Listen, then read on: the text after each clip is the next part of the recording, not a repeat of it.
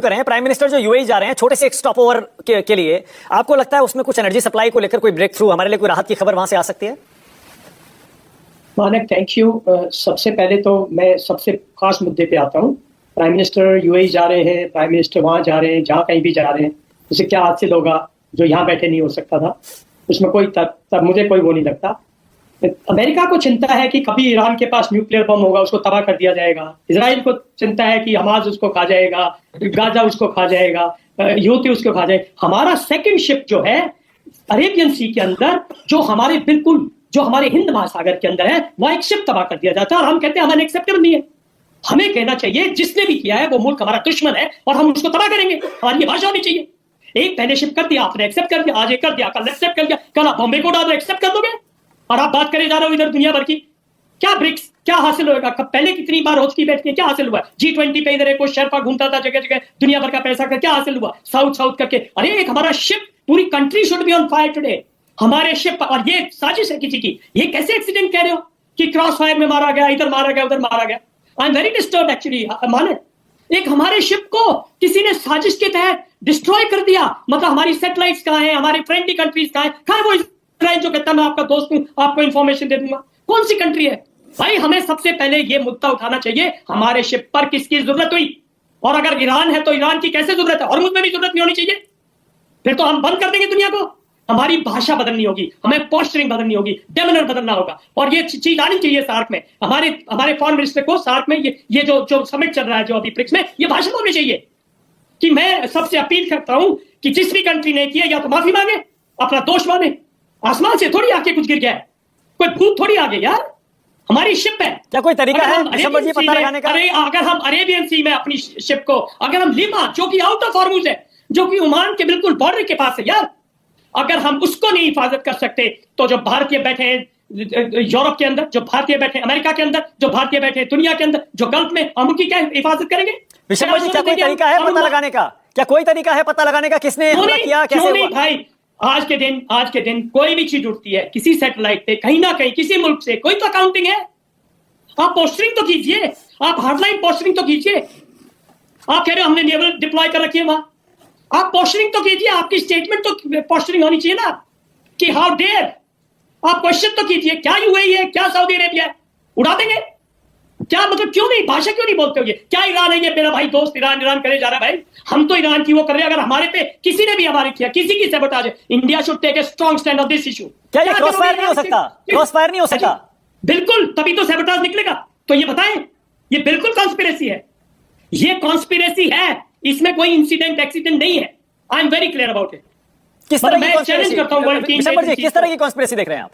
कोई भी कॉन्स्पिरेसी, ताकि हमें इन्वॉल्व किया जाए और किसी ऐसी कंट्री के साथ इन्वॉल्व किया जाए जो हमारी फ्रेंडली कंट्री है, या हमें अंडरमाइन किया जाए।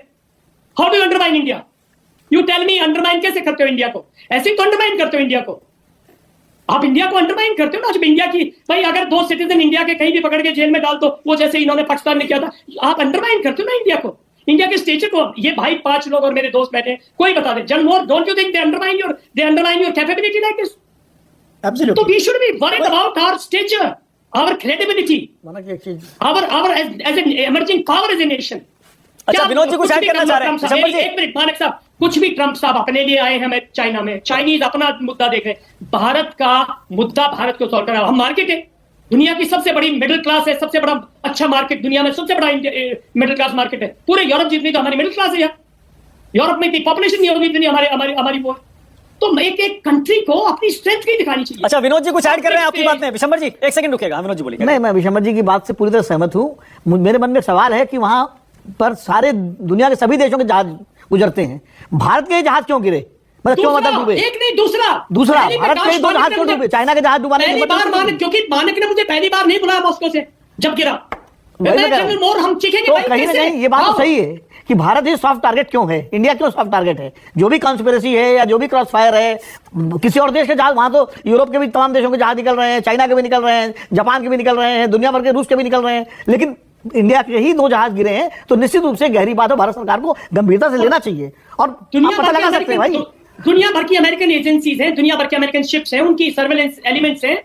ऐसे कैसे, मतलब यार कमाल की बात है। मतलब जनरल मोर कुछ कह रहे हैं, जनरल मोर कुछ कह रहे थे आप। या I think Yash can speak. मैं ये कह रहा था, बात जो है बहुत सही उठाई है उन्होंने भारत को अंडरमाइन करने की। और ये क्रॉस जो है क्रॉस फायर नहीं है, ये क्रॉस फायर होता है जब बाई चांस बीच में कोई फंस गया, जब एम्बुश में गोलियां चल रही हैं आपस में, तब हो सकता है। ये शिप है हाई सीज में, बहुत बड़ा टारगेट है। क्रॉस फायर कैसे? क्रॉस फायर कह के आप इसको जो है क्रॉस फायर बनाते जा रहे हैं। मतलब कोई गलती हो सकती है, एक्सीडेंट हो सकता है, फ्रेंडली फायर हो सकता है, या हो सकता है कि जो झंडा लगाए उस जहाज को पहचानने में कुछ गलती हो गई हो, ये भी हो सकता है। झंडे से नहीं पहचाना जाएगा, इतना बड़ा टारगेट है, बट उसकी फ्रीक्वेंसी है, उसका सबको आजकल क्या है ना, मानक जैसे ही कोई जहाज उड़ता है या सी पे चलता है, उसकी आपको एक एक लोकेशन, किस देश का है, क्या उसके ऊपर सामान क्या है, क्रू के क्या नाम है, पूरा डेटा आप कर लो गूगल, आपको 2 मिनट में पता चल जाएगा। Everything is transparent. तो ये क्रॉस फायर नहीं है, क्रॉस फायर ऐसे होता नहीं है हाई सीज पे। ये है तो इसकी प्रॉपर इन्वेस्टिगेशन होनी चाहिए, और किस कंट्री ने फायर किया है। अगर वो बात सही कह रहे हैं जनरल साहब की, अगर गलती से हुआ तो कोई माफी मांगे और ओन अप करे इसको कि जी हमारे से हो गया, हमने सोचा ये था और ये हो गया, और माफी मांगे। Otherwise there is no cross fire, it is definitely a deliberate attempt to sink a ship. Okay, अब विशंबर जी मुझे ये भी बताइए दूसरी बात, ये तो जहाज का तो ठीक है, बिल्कुल सही कह रहे हैं, और मुझे लगता है काफी पैनलिस्ट इससे सहमत भी हैं कि जरूर हिंदुस्तान को ये मुद्दा उठाना चाहिए, हमारा दूसरा जहाज कैसे। हाँ जमीर भाई, एक सेकंड में आ रहा हूं। अब विशंबर जी मुझे ये भी बताइए, हिंदुस्तान और ब्रिक्स के जो सारे बाकी फॉरेन मिनिस्टर्स आज यहाँ बैठे हुए हैं सारे के सारे, क्या ये कुछ ऐसा एक हल्का सा संदेश भी दे सकते हैं क्या? आपको लगता है इनमें इतनी हिम्मत है, इन सारे देशों में मिलकर एक संदेश अमेरिका के लिए दे सकते हैं क्या, कि भैया आपको पीछे हटना पड़ेगा? क्यों नहीं दें? पूरे गरीब मुल्क यही है। मैं कह रहा हूं भारत और चाइना भी दे, भारत चाइना ये मिलके दे, और मैं कहता हूं इसमें ये बाकी जो कंट्रीज है साउथ ईस्ट एशिया के मिलके दे। वो कह रहे हैं हमारे अमेरिका में तेल बढ़ गया, हमारी महंगाई बढ़ गई। भाई आप रिच कंट्री हो, आप अफोर्ड कर लोगे, हम नहीं अफोर्ड कर सकते। हमें एक बहुत स्ट्रॉन्ग मैसेजिंग देना चाहिए that this is not the era of blockage. आप ब्लॉकेज हटाइए और उसके बाद ईरान नहीं हटाता है तो we should give message to Iran also. उसके बाद ईरान अपने आप, जैसे जनरल बोर ने बोला, ईरान अपने आप हट जाएगा। आपने आपने जानबूझ के पहले आप लड़ाई में वो चीज नहीं हासिल कर पाए जो करना चाहते थे, फिर अपने शाख को बचाने के लिए आपने ये ब्लॉकेड लगा दिया। इस ब्लॉकेड में हैरेसमेंट है, आपको पता था उसके बाद कुछ करेगा। अब आप चाहते हो किसी तरह, और ईरान भी, मैं समझता हूं ईरान भी ठीक नहीं कर रहा। ईरान और अगर गल्फ कंट्रीज आपस में लड़ना चाहते हैं तो इजराइल तो यार प्रसाद बांटेगा जाके, वो तो मक्का में आके प्रसाद बांटेंगे। जो ये UAE and other countries in this, ये चाहते हैं ये लड़ मर के खुद खत्म हो जाए, और इससे हमारा भी नुकसान होगा। ओके, तो ये समीर भाई बोलिए क्या कह रहे हैं? जो अमेरिका की डीप, ये भाई जो अमेरिकन बैठे, इंडियन अमेरिकन बैठे, मैं इनको सलाम करता हूं भाई। अमेरिका की जो डीप स्टेट है वो तो चाहती नहीं हम लोग उभरे यार। उनका तो सिंपल है, contain China, limit India, I am telling you. और वो कहते हैं कि भाई now you have just isolate Russia, और आप उसके बाद दादे हो यहाँ पे।